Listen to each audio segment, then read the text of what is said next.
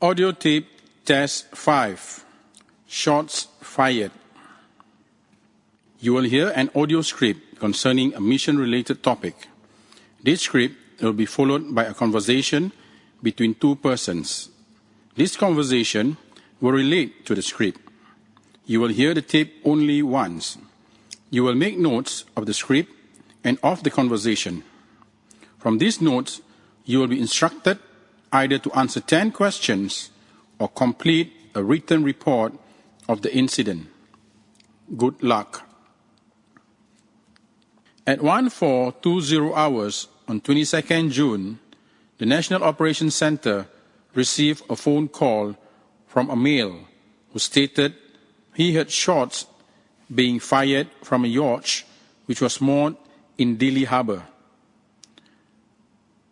The caller stated his name was Peter Smith, and he was walking past the government palace when he heard about 5 shots coming from a white yacht with blue writings which was moored about 300 meters in front of the palace.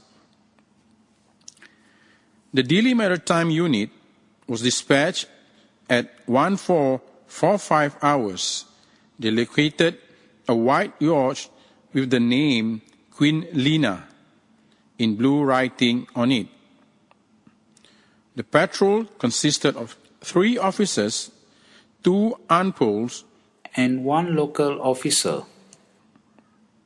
The team leader was a Canadian officer named Richard Simmons.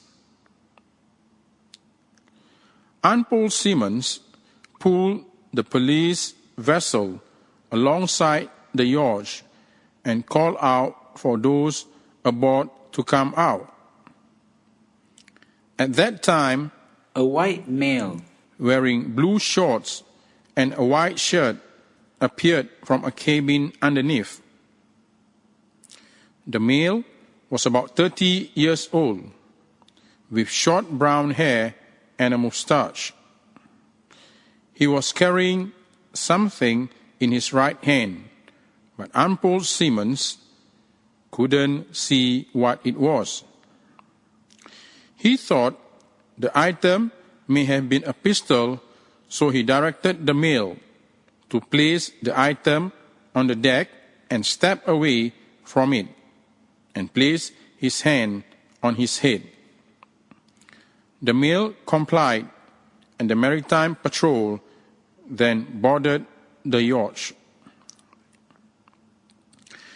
The patrol handcuffed the male, and he was placed face down on the deck.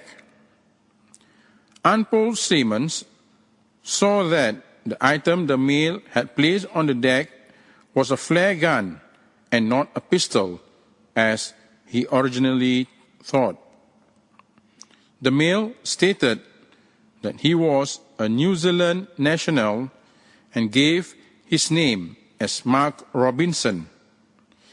His eyes were bloodshot. His speech was slurred. His breath smelled of alcohol.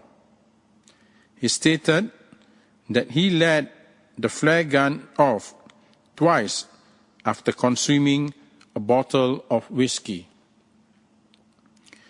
As he was speaking with Mr. Robinson, UNPOL Simmons saw 4 small plastic bags containing a dried green leafy substance and a large amount of U.S. currency on a chair.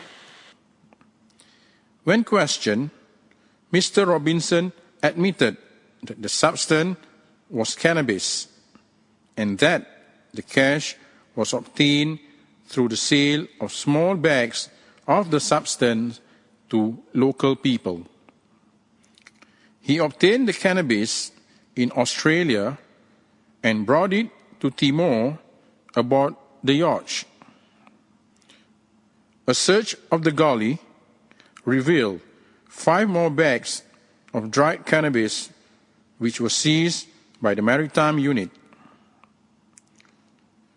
$10,500 US and the flare gun were also seized by the police. Checks with authorities in New Zealand revealed that Mr. Robinson was wanted by police in relation to several drug-related crimes. Mr. Robinson was conveyed to the Dili Watch House, and inquiries are continuing. You will now hear a conversation between Dili District Commander and Canadian UNPOL Richard Simmons. Good morning, Richard. I heard you had an incident at Dili Harbour yesterday, 22nd June 2009. What happened? Yes, sir, we did. The National Operations Center received a call at 2:20 p.m. from a male who said he heard shots being fired from a yacht moored in the harbour. Who was the caller? His name was Peter Smith. He had been walking past the government palace when he heard about 5 shots from a white yacht with blue writing, which was moored about 300 meters in front of the palace. Did the maritime unit attend? Yes, sir. Me, one other UNPOL, and one PNTL attended. At 2:45 p.m., we located a white yacht with the name Queen Lina written in blue. After pulling the police vessel alongside the yacht, I called out for those aboard to come out. What happened then? Well, sir, wearing blue shorts and a white shirt, came out from a cabin underneath. He looked about 30 years old and had short brown hair and a mustache. I heard he was carrying a gun. No, sir.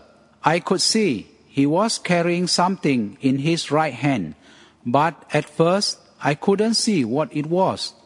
I thought it was a pistol, so I told him to put the item on the deck, step away from it, and put his hands on his head. Luckily, he complied, and our team boarded the yacht. What was it that he had? After the male was handcuffed and placed face down on the deck, I saw that it was actually a flare gun and not a pistol, as I originally thought. That was lucky. What happened then? Well, the male said his name was Mark Robinson, and he was from New Zealand. He had clearly been drinking because his eyes were bloodshot, his speech was slurred, and his breath smelled of alcohol. He said he set the flare gun off twice after he drank a bottle of whiskey. Did you arrest him? Sir, while I was talking to Mr. Robinson, I saw 4 small plastic bags containing leafy green substance and a large amount of currency sitting on a chair. Was it cannabis? Mr. Robinson admitted it was cannabis and that the cash was obtained from the sale of small bags to the local people. Where did he get it from? He said he got it in Australia and brought it here aboard the yacht. Did you find anything else?